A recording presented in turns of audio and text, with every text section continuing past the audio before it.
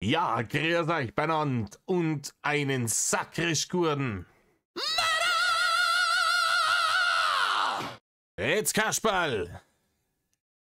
Leute, ich habe für die letzten zwei Videos bin ich die Kommentare noch nicht durchgegangen. Ich habe da noch keine Zeit dafür gehabt. Und ganz ehrlich, bei dem Politikvideo habe ich ja wenig Angst.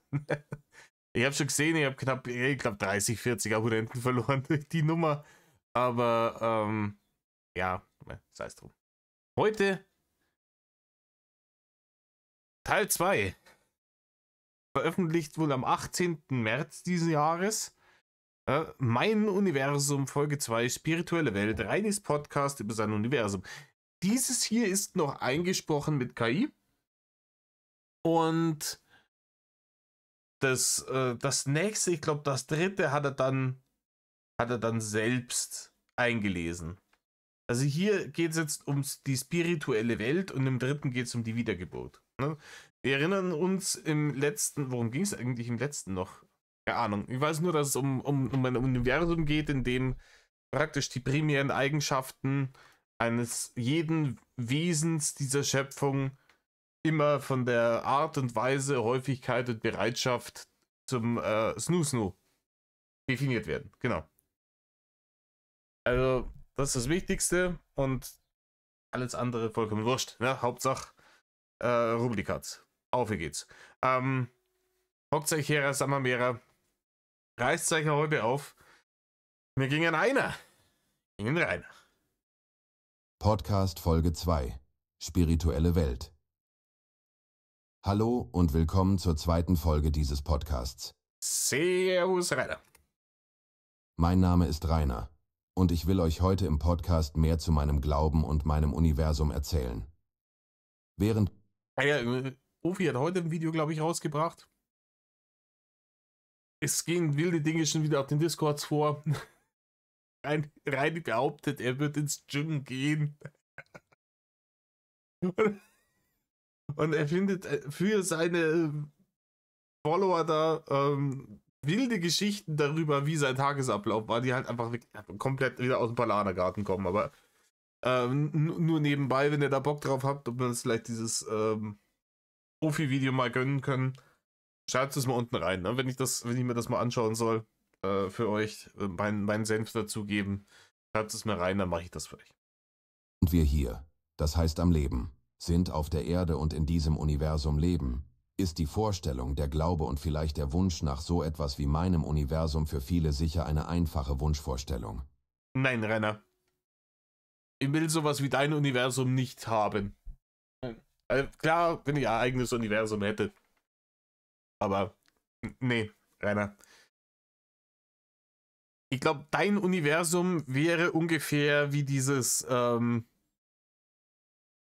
Universum in Rick and Morty. Ich weiß nicht, wer von euch Rick and Morty schaut. Großartige Serie, ich liebe sie. Und da gibt es irgendwann mal so eine Folge, wo rauskommt, dass Rick so eine Parallelwelt geschaffen hat, in der alles toll ist und niemand irgendwie verletzt werden kann, wo er seine Tochter hingetan hat, wo sie spielen konnte, etc., weil die halt viel an einer Klatsche hatte oder so, keine Ahnung. Die hat auf jeden Fall irgendeinen Freund mitgenommen, hat den da eingesperrt. Und irgendwann dann eben Jahrzehnte später sind sie draufgekommen, wo die Welt gibt es ja noch, haben da mal reingeschaut und der hat dann praktisch einfach irgendwie dadurch überlebt, dass er irgendwie alles gebumst hat, was da war und dann das Offspring gegessen hat. Und das war alles Body-Horror-mäßig auf richtig widerlichem Niveau, aber sehr unterhaltsam. Aber so stelle ich es mir vor ungefähr. Für andere ein Blick in eine spirituelle Welt und für wieder andere vermutlich auch die Aussicht auf Erlösung. Doch was genau ist mein Universum überhaupt? Dein Universum ist ein Hirnfurz von einem dicken Sondi aus Bad Windsheim, der anstatt sich darum zu kümmern, seine Existenz tatsächlich so auf dieser Erde, in diesem Universum irgendwie erträglich zu gestalten, sich hanebüchenden Stuss da im Urgerstübchen zusammenrendert, darüber, was nicht für ein tolles Universum in seinem Kopf gebastelt hat, wo er dann hingehen kann, wenn er endlich hier stirbt. Ne?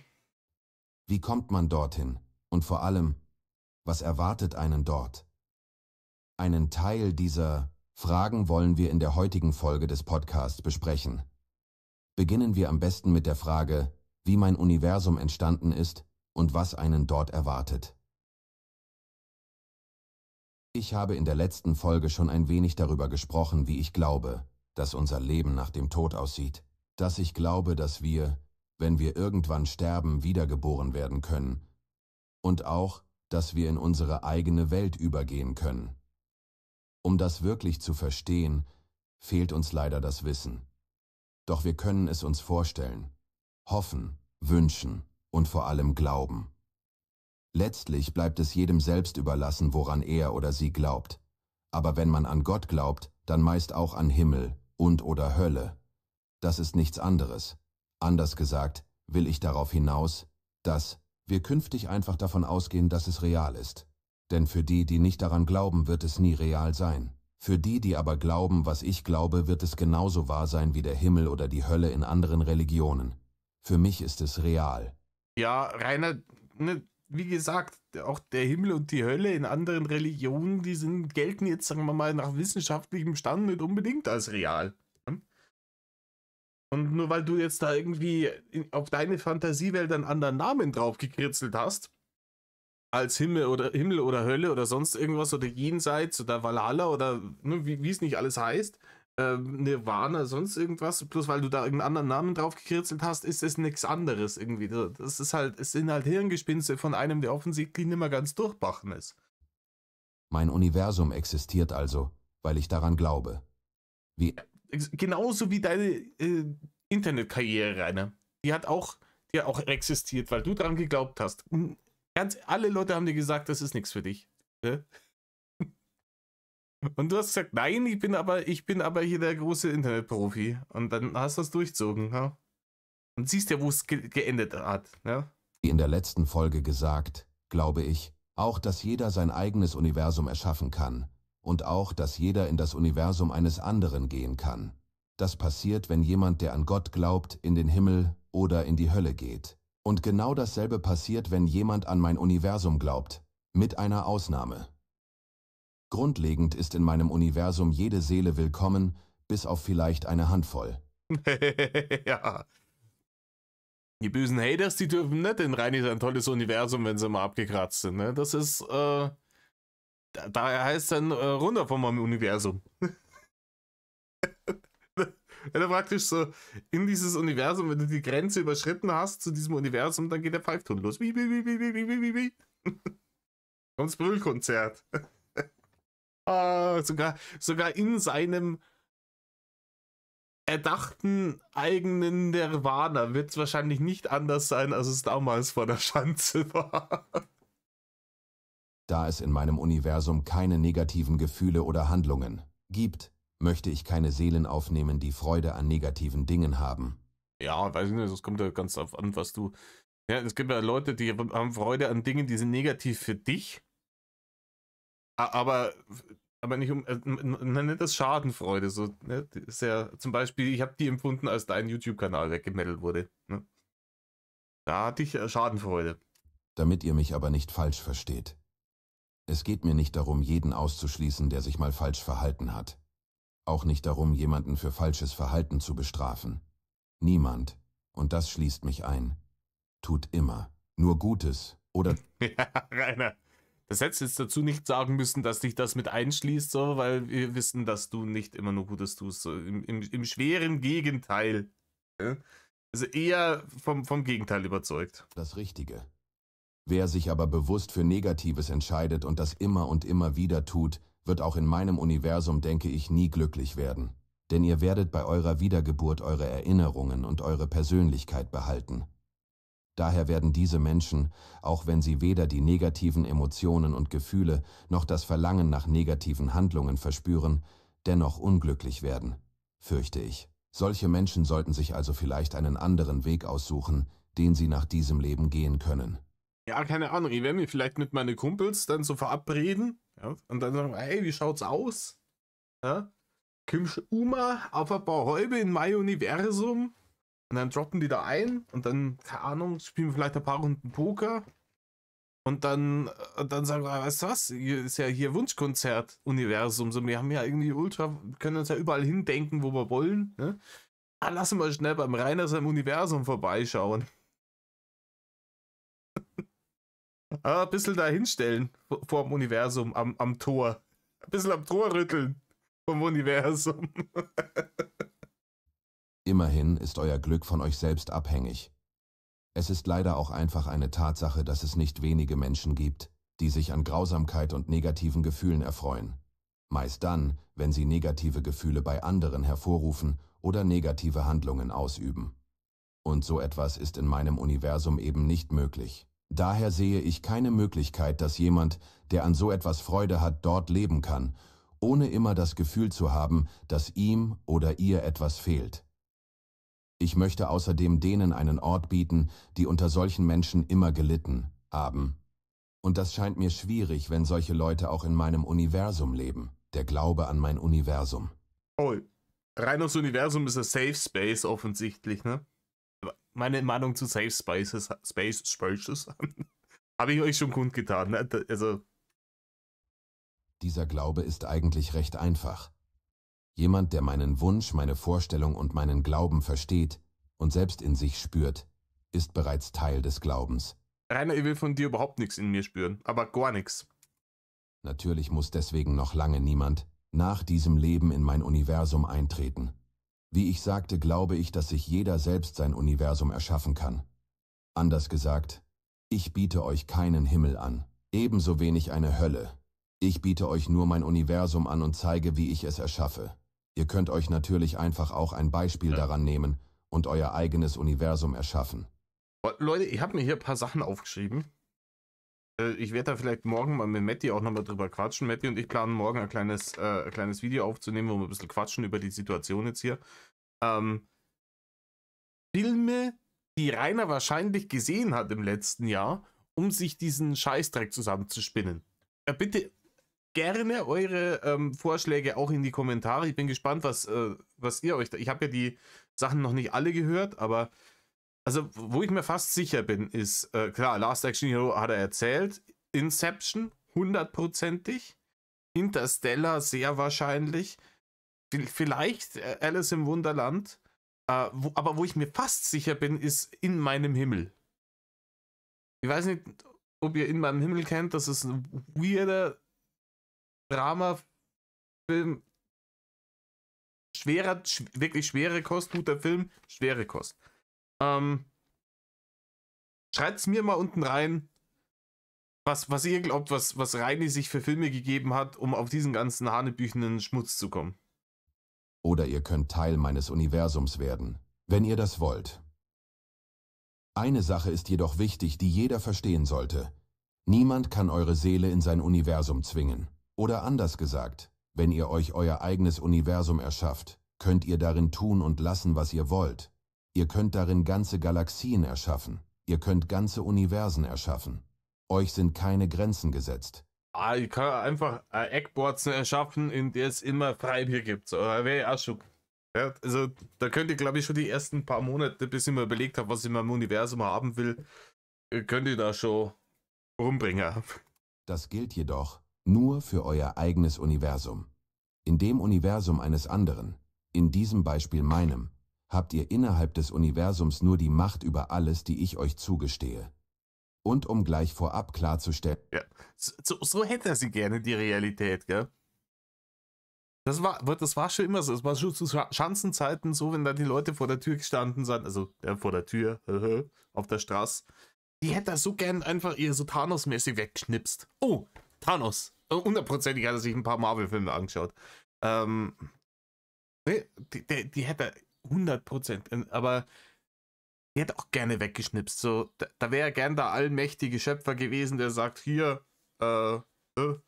trollt euch. Und dann gehen die. Also keine andere Wahl haben, weil er das höchste Wesen ist.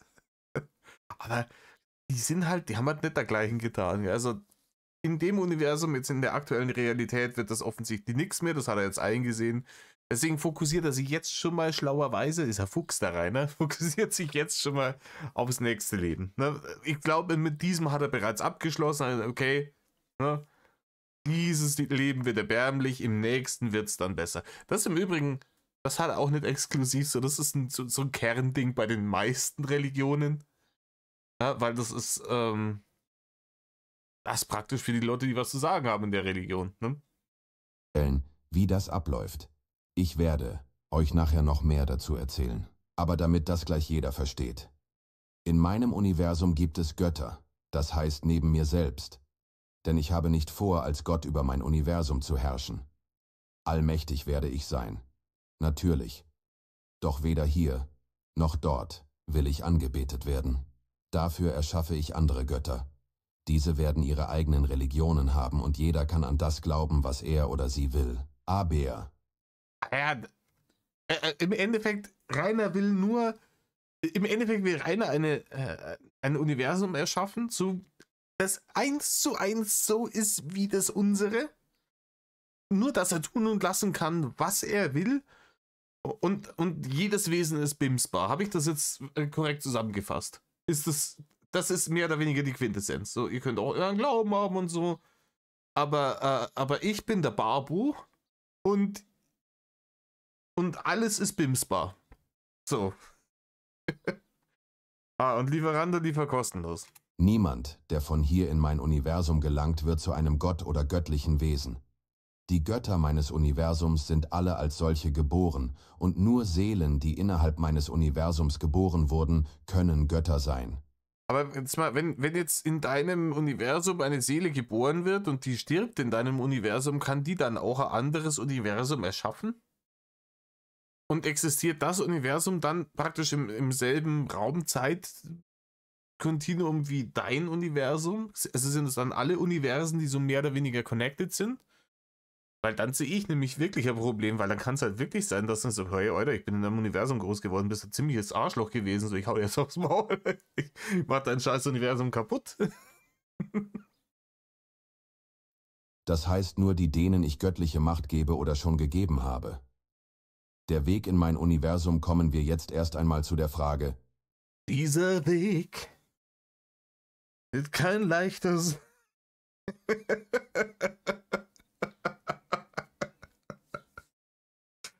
Oh Mann. wie kommt man in mein Universum? In mein Universum kann man natürlich nur nach diesem Leben gelangen. Aber bitte macht keine Dummheiten. Mir Keine Sorge. Kein Mensch auf dieser Welt denkt sich, ich glaube, ich mache jetzt einfach mal finito, ne? Mach mal einfach mal Feierabend, weil dann kann ich endlich in Reinis Realität, in Reinis tolles Universum gehen. Niemand.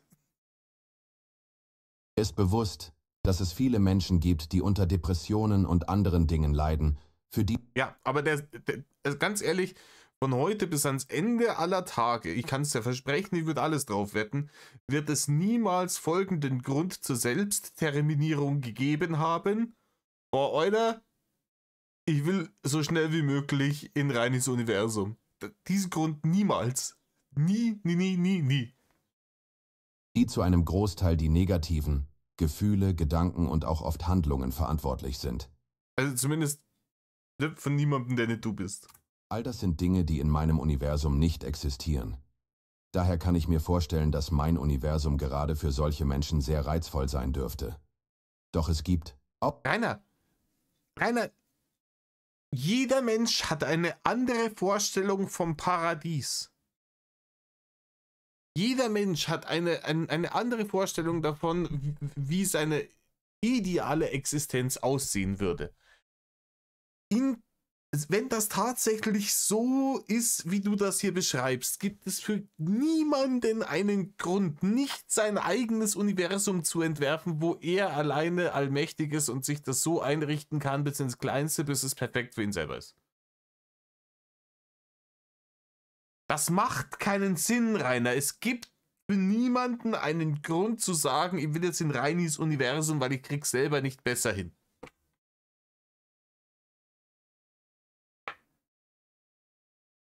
Was glaubt der eigentlich?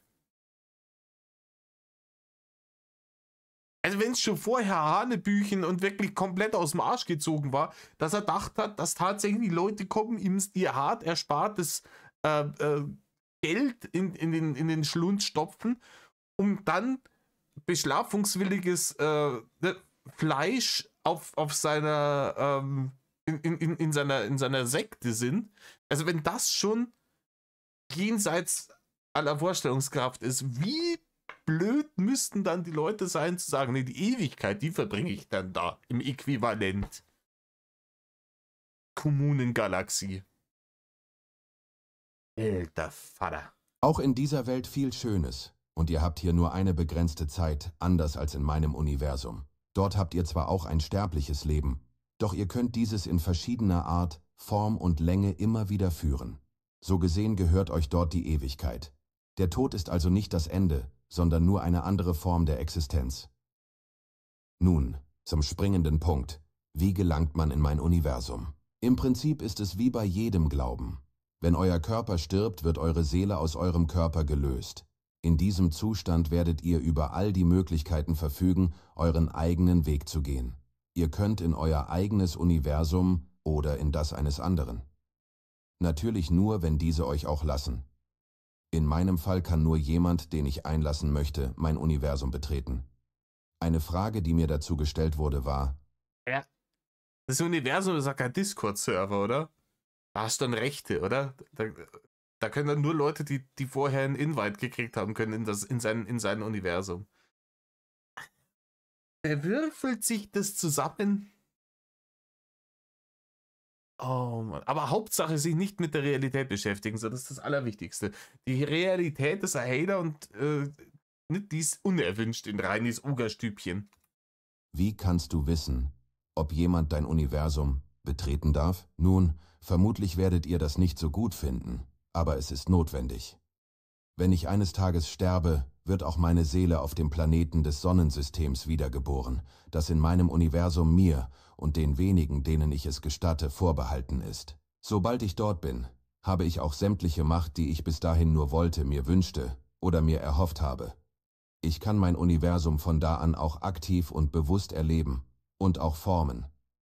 Ganz ehrlich, jetzt stellt euch mal vor, ich glaube, Reini ist auf dem Weg hin zu einem von diesen weirden Leuten, die in der U-Bahn Fremde anquatschen mit so einer Scheiße. So Leute, die haben irgendwie ein paar Jährchen zu früh irgendwie angefangen zum Stoffen.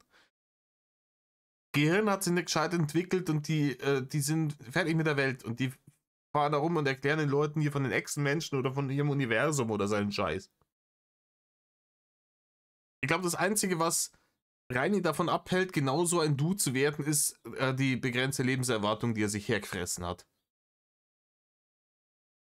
Das beinhaltet natürlich auch die Seelen von euch, die sich meinem Glauben anschließen, zu betrachten. Das bedeutet, wer in mein Universum eintreten will, wird von mir überprüft. Ich werde all seine Erinnerungen, Gedanken und Empfindungen sehen und spüren. Und letztlich entscheide ich, ob ihr mein Universum betreten dürft. Rainer, das ist ganz schön invasiv. Ne? Das ist ganz schön invasiv.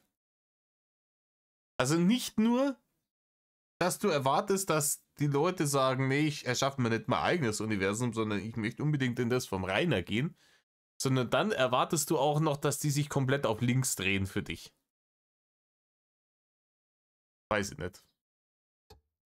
Wie gesagt, ich vermute, dass es nur eine Handvoll Menschen gibt, die mein Universum nicht betreten können. Genaueres werde ich irgendwann mal im Blog dazu posten. Eine andere Frage, die mir gestellt wurde, war: Was ist, wenn jemand vor dir stirbt? Kann er dann dein Universum nicht betreten? Nun, natürlich bin ich jetzt und hier nur ein Mensch mit nicht mehr Macht als ihr, vielleicht sogar weniger. Ich beschreibe es einmal so: Stellt euch eine Art Lobby vor oder einen Warteraum. Sollte jemand von euch vor mir sterben, wird er dort warten. Da Zeit keine Rolle spielt, wird es für niemanden von euch lange dauern. Ach ja, freilich. Also wir warten in der Lobby drauf, dass endlich das Grand Opening von Rainers Universum ist. Und dann gibt's da so, da laufen da so Leute rum mit so Tabletts, mit so kleinen Häppchen drauf und es gibt Champagner und alles. Ne? Und wenn er dann wenn er dann irgendwo, ne, nachdem sie den Diabetes-Haxen abgenommen haben, irgendwie am Herz ne, die Pumpe Schluss macht, dann ist dann in dieser Lobby ist eine riesengroße Uhr und die zählt dann den Countdown runter und dann ist ein riesen Feuerwerk und dann kommt er endlich und eröffnet sein großes Universum und alle sind glücklich. Es ist ganz ehrlich. Oh meine Fresse, ist das Hanebüchen. Ich habe auch überlegt, ob man die Seelen, also eure Seelen, vielleicht in eine Art Schlaf versetzt, damit sie die Zeit nicht wahrnehmen. Aber ich denke, eine Seele nimmt die Zeit ohnehin nicht wahr. Es spielt also keine Rolle, ob ihr einen Tag oder ein Jahrhundert vor mir sterbt. Für euch wird kaum Zeit vergehen. Und sobald ich sterbe, wird meine Seele auf eben dem Planeten wiedergeboren, der von da an meine Heimat sein wird. Die Wiedergeburt in meinem Universum. Wie läuft die Wiedergeburt in meinem Universum für euch ab? Nun, ihr werdet mein Universum, wie gesagt, nur als Seele betreten können. Da es in meinem Universum zwei Formen der Existenz gibt, könnt ihr entweder als Seele weiterleben oder wiedergeboren werden. Hier sollte man etwas mehr ins Detail gehen, denke ich. Denn euch sollte klar sein, dass mein Universum nicht so ist wie dieses hier. Viele der Regeln und Naturgesetze, die ihr hier kennt, sind dort anders. Wie gesagt, es gibt keine negativen Gefühle, dadurch keine negativen Handlungen. Und die Ja, das mit diesen negativen Gefühlen, das hat er in seinem letzten Blog-Bullshit da irgendwie von letztem Jahr auch schon drin gehabt. Ja. Brauchen wir jetzt nicht genauer drüber eingehen, aber also wenn du dann praktisch da jetzt gewartet hast in der Hotellobby zu Rainers Universum und er hat endlich den Löffel abgegeben und dann bist du ne, in der ersten Reihe, kannst du natürlich erstmal deine kompletten Gefühle und Gedanken von deiner ganzen Existenz musst du ihm erstmal offenlegen und dann darfst du endlich rein, ne? Ins Reini-Land. Echt. Oh Mann, oh Mann, oh Mann, oh Mann. Reini, ich hoffe, wenn ich bei dir mal vorbeikomme im Universum, ich hoffe wirklich, so es ist genügend, ne? Schleim der Begierde für alle da. positiven Dinge sind sogar noch verstärkt. In meinem Universum gibt es nicht nur Menschen und Tiere. Wer mal das Bestiarium meines Universums gelesen oder Ich hab's überflogen, Rainer, und es ist Hanebüchen hochfick. Es ist wirklich. Und es ist widerlich, Rainer. Du sexualisierst da Wesen, ne, in einer Art und Weise, dass es sehr viel darüber aussagt, was in deinem Ugerstübchen da so vonstatten geht. überflogen hat, wird gesehen haben, dass es neben Menschen verschiedene andere intelligente Völker gibt. Die Menschen sind in meinem Universum weder eine dominante Art noch die intelligentesten oder stärksten. Und auch nicht die am weitesten entwickelten. Es gibt unzählige Spezies, die auf unterschiedlichste Weise leben, lieben und sterben. Das bedeutet auch, dass ihr, wenn ihr wiedergeboren werdet, nicht als Mensch wiedergeboren werden müsst. Allerdings muss ich hier einhaken. Ihr könnt euch bei der Wiedergeburt keine Art aussuchen. Warum nicht, Rainer? Noch ein weiterer Grund, nicht in dein bescheuertes Universum zu kommen, sondern mir mein eigenes auszudenken.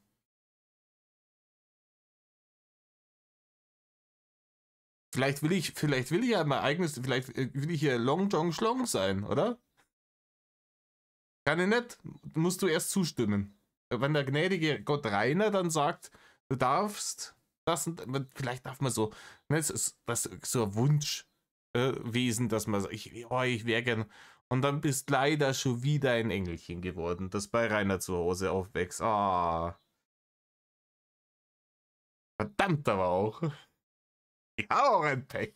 Es ist kein Spiel, sondern real, jedenfalls in meinem Universum. Das bedeutet, ihr könnt als eine vollkommen andere Art wiedergeboren werden. Ihr könnt eure Erinnerungen an dieses Leben hier behalten. Ihr könnt im Übrigen auch nicht euer Geschlecht wählen. Warum ist das so? Weil das eine Methode des Gleichgewichts ist. In meinem Universum existiert keine Ungerechtigkeit, keine Habgier, keine Abneigung oder Ablehnung. Ihr werdet also auf Lebewesen treffen. Oder sogar als ein Lebewesen leben, das ihr vielleicht nicht gut findet. Aber ihr sollt immer im Hinterkopf haben, dass auch ihr als diese Art wiedergeboren werden könnt. Anders gesagt, es soll einer Rassentrennung entgegenwirken. Auch wenn das Nein, Rainer, das ist ein vollkommenes Albtraum-Szenario. Erzähl. Keine Ahnung. Oh, fuck. Schon wieder Bandwurm. Oh. Oh meine Fresse. Unmöglich ist, da ja keine negativen Gefühle existieren. Das gilt auch für Angst, Ekel und mehr. Welche Möglichkeiten habt ihr, wenn ihr in meinem Universum lebt? Wie bereits gesagt, könnt ihr kein Gott werden. Es gibt auch keine Magie oder ähnliches, jedenfalls nicht im weitesten Sinne. Ich habe es vorher angesprochen und möchte noch etwas mehr darauf eingehen. Ja, und die Götter, die er da erschafft, das sind dann sowas wie Mods. Aber die muss er selber erschaffen, weil nur wenn er sie selber erschaffen hat, kann er ihnen vertrauen, dass nicht doch wieder Hater sind. Also deswegen können die anderen Leute keine Götter werden, weil sie, für den Fall, dass sie dann sich doch als Hater herausstellen, obwohl es natürlich auch hinfällig ist, ne, wenn es ja Hate an sich gar nicht gibt in seinem tollen Universum. Ihr könnt innerhalb meines Universums nicht zu einem Gott werden. Auch könnt ihr nicht mehr Macht erlangen als die anderen der Art, der ihr angehört. Macht über andere ist ohnehin ein negatives Konzept.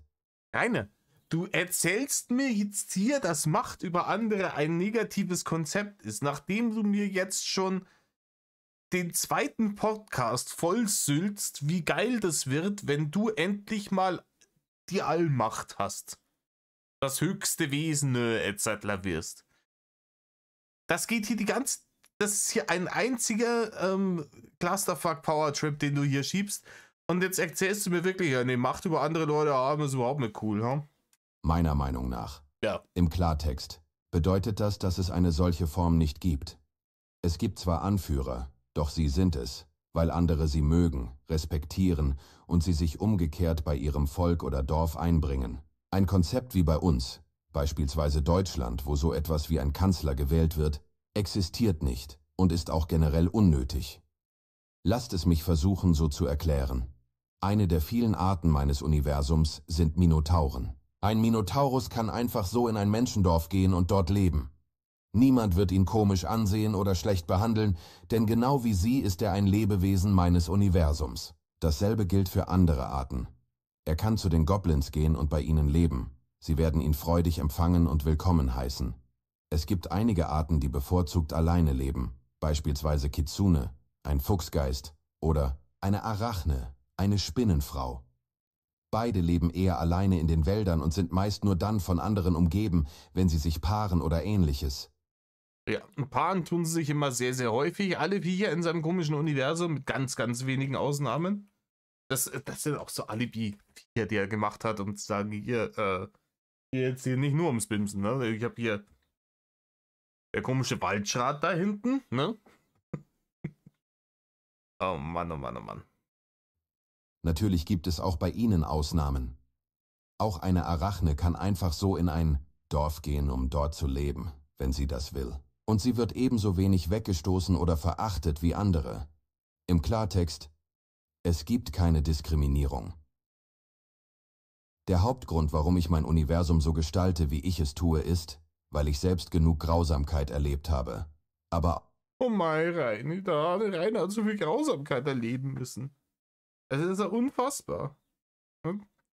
Wenn er irgendwie seine Mitschüler tätlich angegriffen hat, damals auf der Dulli-Schule, dann ist er dafür gemaßregelt worden. Das ist fürchterlich, ist alles Hate und Mobbing. Leute im Internet beleidigen, rauf und runter, den ganzen Tag im Stream. Und dann kommen sie weiter beleidigen und sich dann wundern, warum die das nicht geil finden. Das ist alles Hate und Mobbing. auch weil ich viele der grausamen Dinge sehe, die in der Welt und auch um mich herum passieren. Ich wurde früher oft gefragt: Warum kommst du trotz deines schweren Schicksals so gut klar?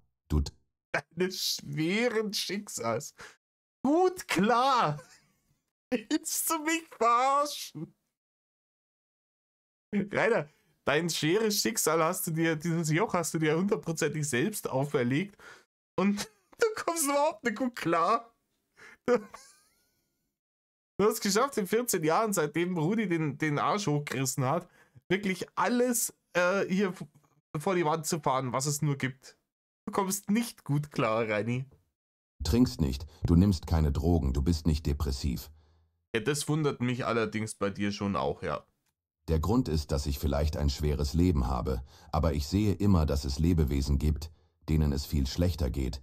Natürlich macht es das für mich nicht besser, aber ich denke immer, was habe ich für ein Recht, mich über mein Schicksal zu beschweren, wenn es so viele gibt, denen es schlechter geht? Wenn mich irgendetwas frustriert, dann ist es meine Machtlosigkeit. Klar kann man als Einzelner auch etwas erreichen, aber die Welt verändert man damit nicht oder nur sehr schwer. Und zudem kann man auch nur eine begrenzte Zeit hier sein. Ich kann jetzt auch immer, ich kann die Scheiße auch nicht mehr hören. Ne? Wenn jemand beim Unfall ein Bein verliert, dann hat er alles Recht, sich darüber zu beschweren, wie scheiße es ihm geht, weil er ein Bein verloren hat. Ne? Und das dann vollkommen irrelevant, dass es auch Leute gibt, die beide Beine verloren haben. Vollkommen scheißegal, es interessiert keinen Menschen. Die Geschichte der Menschheit umfasst nur ungefähr 6 Millionen Jahre. Bei einer Zeitspanne, in der es bereits Leben gibt, ist das nur ein Tropfen auf den heißen Stein. Wir Menschen sind undankbar und vor allem grausam. Es gibt auch Tiere, die grausam sind. Aber wir Menschen rühmen uns immer unserer Intelligenz. Also stelle ich mir die Frage, ist es nicht grausamer, wenn man genau weiß, was man tut? Ich habe in meinem Leben auch schon Dinge getan, für die ich mich schäme, wirklich Grausames. Doch das war zum größten Teil in einer Zeit, in der ich es nicht besser wusste. Ich rede von meiner Kindheit. Ich hab zwar schon mal extra die Scheiße gebaut, aber da konnte ich gar nichts dafür. Mir wurde damals beigebracht, das Leben zu schützen und mich zu benehmen, und ich bin dankbar dafür. Ich habe bis heute Schuldgefühle für das, was ich damals gemacht habe, obwohl ich es nicht besser wusste. Doch das macht es weder ungeschehen noch besser. Der Was Kükenquetschen, ne? Rani? War es das Kükenquetschen, ne? Aber du hast danach schon auch noch Dinge gemacht, ja? Wie gesagt, Hamster verhungern lassen, etc. Grund, warum ich mein Universum also so erschaffe, wie ich es mache, ist, weil ich diese Grausamkeit in meiner Welt nicht zulassen will. In meinem Universum wird es keine Krankheiten geben. Es wird keinen Hass, Neid, Ablehnung, Habgier oder andere derartige negative Dinge geben. Es wird viele verschiedene Arten von Lebewesen geben, von intelligenten Wesen und Göttern bis hin zu normalen Tieren, die wir auch hier in dieser Welt kennen. Wer denkt, mein Universum wird voller Fabeltiere und Fabelwesen sein, hat recht. Doch es ist mein Universum. Es ist jetzt schon belebter als unser Planet, was die Artenvielfalt angeht, und diese Lebewesen leben bereits dort.